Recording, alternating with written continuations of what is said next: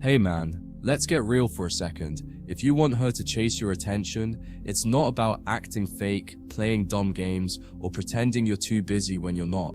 It's about becoming a man whose attention is genuinely valuable, a man whose time, energy, and focus are earned, not handed out freely like a participation trophy. And when you move like that, she feels it, she senses it, and that's when the dynamic flips. She's the one chasing, investing, wondering where she stands with you.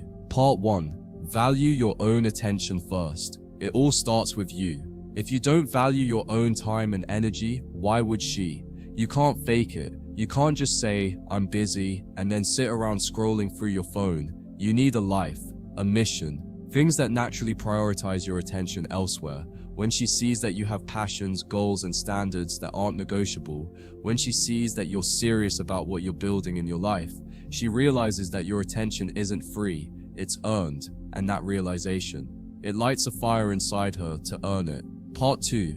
Give less than you receive. Here's a secret early on. Give slightly less than you get. If she texts you a paragraph, reply with a few sentences. If she calls, answer warmly. But don't stretch the conversation if you have things to do. If she flirts heavily, flirt back, but don't overindulge. This isn't coldness. This isn't arrogance. It's control. It's restraint. By giving slightly less, you create a subtle tension that makes her work just a little harder to get more from you. And that effort builds emotional investment. Part 3. Stay unpredictable. Predictability kills excitement. If she knows exactly when you'll text, exactly how you'll react, exactly how available you'll be, she loses the thrill. But when you stay unpredictable, not in a toxic or manipulative way, but in an authentic, free way, you keep her guessing. Sometimes you're available. Sometimes you're focused elsewhere. Sometimes you give her a little more, sometimes a little less. This mystery keeps her invested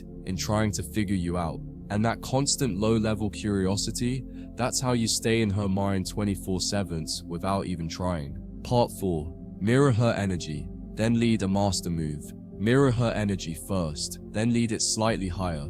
If she's casual, be casual, but just a bit more grounded. If she's flirty, flirt back, but just a bit more confident. Never overcommit your energy first.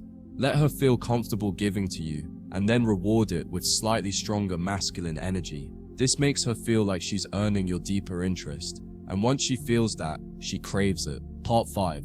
Be willing to walk away at any moment. The final piece, and the hardest one, is this.